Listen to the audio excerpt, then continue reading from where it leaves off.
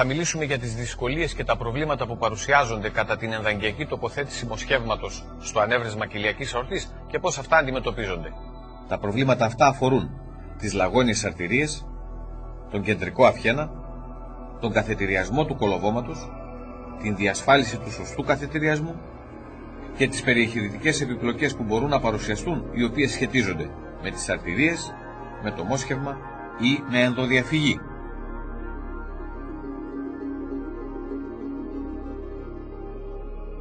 Στο 15% των ανεβρισμάτων κοιλιακής αορτής δεν μπορεί να εφαρμοστεί η ενδαγγειακή μέθοδος και αυτό οφείλεται κατά 80% στον κεντρικό αυχένα του ανεβρίσματος και κατά 20% σε προβλήματα των λαγωνίων αρτηριών. Ας ξεκινήσουμε με τα προβλήματα των λαγωνίων αρτηριών. Οι λαγόνιες αρτηρίες δεν είναι πάντοτε ευθείες και εύκολα προσβάσιμες, όπως φαίνονται στα βιβλία ανατομίας. Σημαντικό είναι η διάμετρος της έξω λαγωνίου αρτηρίας να είναι πάνω από 7 χιλιοστά και η γωνίωση των λαγωνίων αρτηριών να είναι μικρότερη των 90 μοιρών.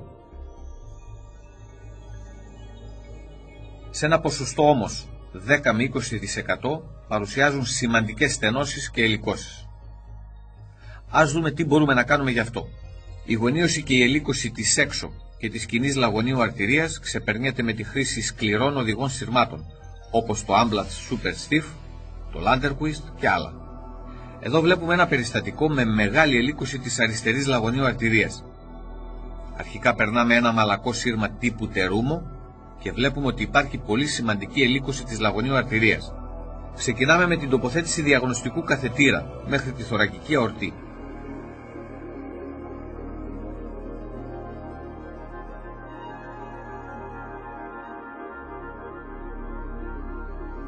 Κατόπιν αφαιρούμε το σύρμα τερούμο και βάζουμε το Amblat Super Stiff. Παρατηρούμε ότι η ελίκωση δεν έχει μειωθεί στο επιθυμητό επίπεδο και γι' αυτό προχωρούμε στην τοποθέτηση ακόμα σκληρότερου σύρματος τύπου Landerquist. Σε πρώτη φάση τοποθετούμε προστατευτικό θικάρι τύπου Arrow 7 French επί 45 εκατοστά μήκος. Στη συνέχεια τοποθετούμε το Landerquist διαμέσου του Arrow.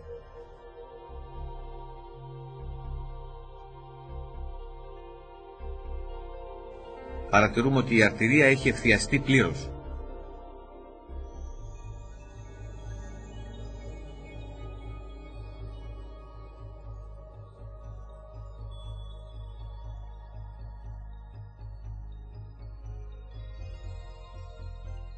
Σπάνια θα χρειαστεί να εφαρμόσουμε τη βραχιόνιο προσπέλαση ή την έλξη της έξω λαγωνίου αρτηρίας για ευθιασμό του λαγωνίου άξονα. Σπάνια είναι απαραίτητο να τοποθετηθούν 2 σκληρά σύρματα από κάθε πλευρά για ευθιασμό των λαγωνίων αρτηριών.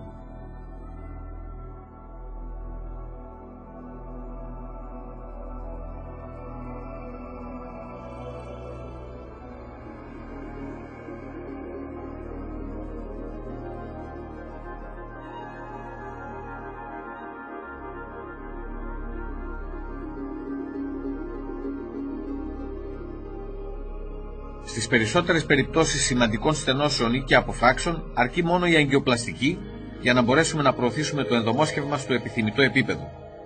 Εδώ βλέπουμε μια περίπτωση εξεσημασμένων στενώσεων στο διχασμό της κοιλιακής αορτής και της εκφύσης των λαγωνίων αρτηριών. Εδώ βλέπουμε το αποτέλεσμα μετά την αγγιοπλαστική.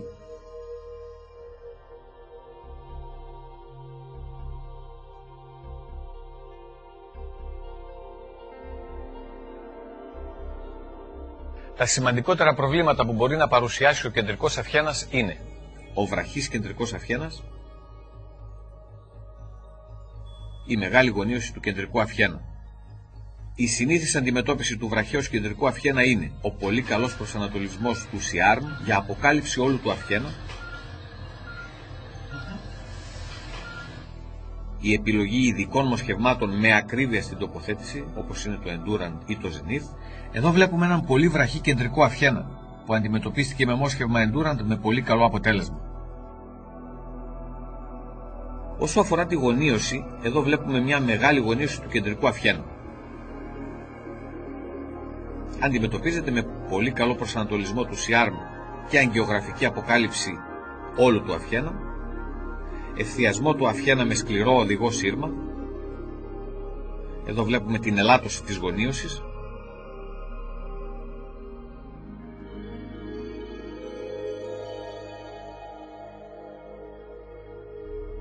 και επιλογή μοσχευμάτων με πολύ καλό flexibility.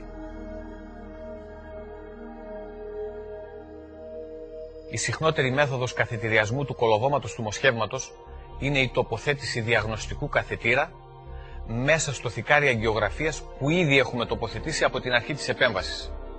Προσανατολίζοντας σωστά αυτόν τον διαγνωστικό καθετήρα headhunder, καθετηριάζουμε το κολόβωμα του μοσχεύματος. Σε περίπτωση αδυναμίας ομόπλευρου καθετηριασμού, καταφεύγουμε σε ετερόπλευρο καθετηριασμό του κολοβώματος. Αυτό γίνεται με καθετήρα Simmons ή Cobra και σύλληψη του σύρματος με βρόγχο και έλξη του στην επιθυμητή πλευρά. Ας τα δούμε όμως ζωντανά. Αρχικά τοποθετούμε ένα θικάρι τουλάχιστον 14 French. Στο περιστατικό αυτό ξεκινήσαμε με ένα διαγνωστικό καθετήρα Simmons. Ο καθετήρας μορφοποιήθηκε και έλκοντάς τον προσαρμόστηκε στο κολόβωμα. Στη συνέχεια διαμέσου του καθετήρα προωθείται ένα μαλακό οδηγό σύρμα το οποίο εισέρχεται στον ανεβρισματικό σάκο. Προσπαθούμε να προωθήσουμε και τον διαγνωστικό καθετήρα μέσα στον ανεβρισματικό σάκο χωρίς επιτυχία.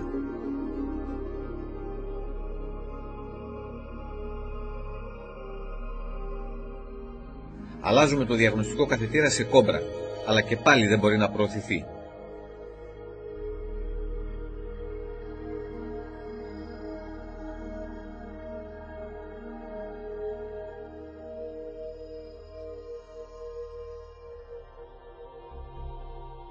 Προωθούμε και φουσκώνουμε ένα μπαλόνι αποκλεισμού κεντρικότερα του καθετήρα, με αποτέλεσμα την επιτυχή προώθηση του Cobra μέσα στον ανεβρισματικό σάκο.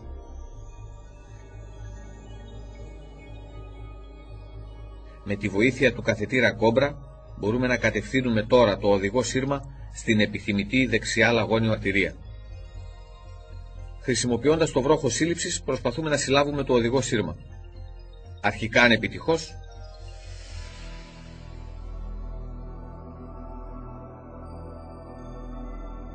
οπότε γίνεται διαγνωστική αγγιογραφία που μας αποκαλύπτει ότι η άκρη του σύρματος βρίσκεται μέσα στην έσω λαγόνιο αρτηρία. Με κατάλληλους χειρισμούς οδηγείται στην έξω λαγόνιο και από εκεί συλλαμβάνεται.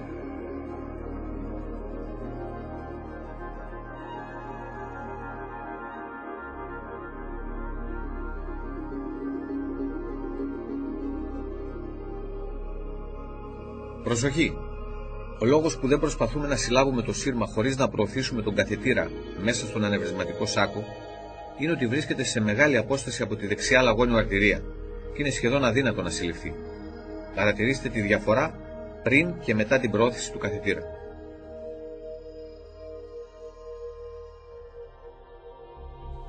Σε περίπτωση αποτυχίας και των δύο μεθόδων μπορεί να χρησιμοποιηθεί και η βραχιόνιος προσπέλαση.